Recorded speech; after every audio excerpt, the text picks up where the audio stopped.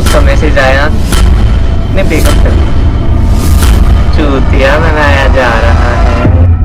और अगले दिन जैसे ही मेरी आंख खुली और मैंने जल्दी से जाके अपना फ़ोन देखा तो मैं ब्लॉक था। लेकिन वहाँ पे कई सारी मिस कॉल्स के बाद एक छोटा सा मैसेज लिखा हुआ था, लगता है आप सो गए हो, कोई बात नहीं, आप सो जाओ, मैं आपको ब्लॉक कर रही हूँ, देन हम कल बात करते हैं बिकॉज मेरा एग्जाम है, ओके। और मेरा मन बोला हो गया सत्यानाश, क्यों सो गया गौरव तू, मेरा दिमाग खराब हो रहा था।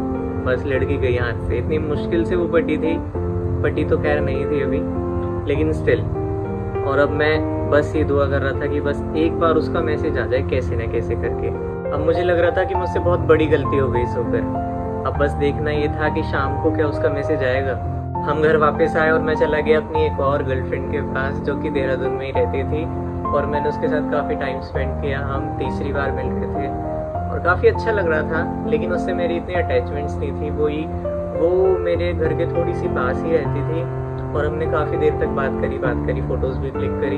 और फिर जब हम कज़न से एक साथ बैठे हुए थे तो एक मैसेज की आवाज़ आई। मेरे दिल ने कहा कि ये पक्का उसी का मैसेज होगा, और मैं सही था। ये मेरी वो क्रश थी जिसे मैंने एक बार सिर्फ अपनी स्कूटी से जाते हुए देखा था, और मेरी स्कूटी आगे चल रही है, मैं पीछे मुड़ के उसे देखता जा रहा हूँ। अगले दिन मुझे पता चला कि ये मेरे घर के पास ही रहती है, और जिस लड़की को मैं ट्यूशन पढ़ाता था ये उसकी फ्रेंड है। मैंने उसको सेट करा कि भाई जाकर बस इससे मेरी बात करवा दे। यही मैंने उसको एक चॉकलेट दी, और वो चॉकलेट जाके उसने उसे दे दी, और वो चॉकलेट उसने खाई, और उसका मैसेज आया थैंक यू फॉर चॉकलेट। मैं सीरियसली उसके पीछे बहुत पागल था। जब मैं इसे जानता भी नहीं था तब मैंने इसके पीछे अपने 180 रुपये बेकार करे थे वो चॉकलेट देने में। और फिर जो हमारी बातों की शुरुआत हुई, लेकिन इन्हीं बातों में आधे घंटे बाद उसने मुझे एक बात बताई कि उसने ब्रेकअप कर लिया है। अभी हमें मिले एक दिन हुआ था और उसने अपने एक्स से ब्रेकअप कर लिया।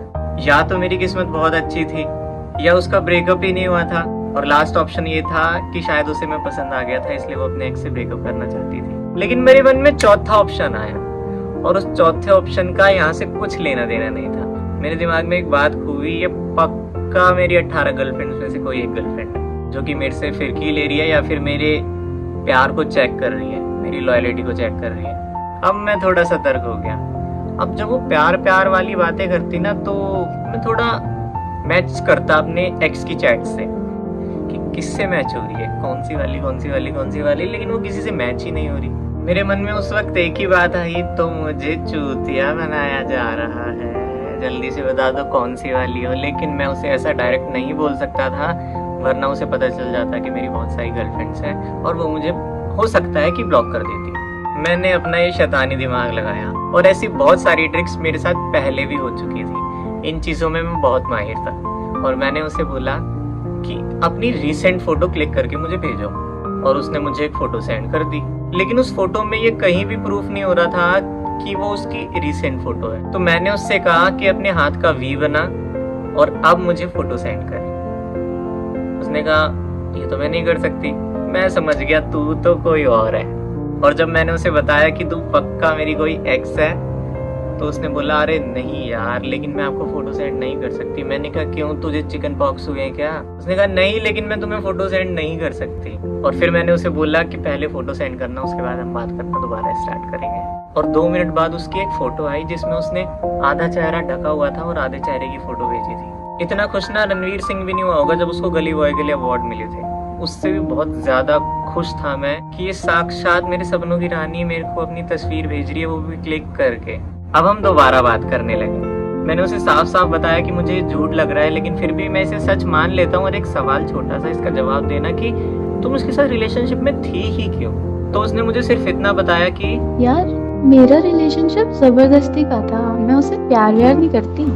इस बात पे वैसे मुझे विश्वास नहीं हुआ था, क्योंकि कोई 1.5 साल तक किसी के साथ जबरदस्ती रिलेशनशिप में नहीं रह सकता। लेकिन फिर भी मैंने उस बात को सही मान लिया, क्योंकि मेरा तो फायदा हो रहा था। मेरी क्रश, मेरी सपनों की रानी धीरे धीरे मेरे साथ मिंगल होने के लिए रेडी होने वाली थी, तो मैं किसी चीज की परवाह क्यों करता। और यूं ही बातों में मैंने उसे कहा कि यार तुम दोनों एक दूसरे से प्यार करते हो, छोटी मोटी लड़ाई तो होती रहती है, तो क्यों ना तुम वापस पैचअप कर लो। भले ही मेरी क्रश क्यों नहीं थी, लेकिन अगर कोई लड़का उसके लिए तड़प रहा है तो ये मेरा फर्ज बनता है कि उन दोनों को मिला।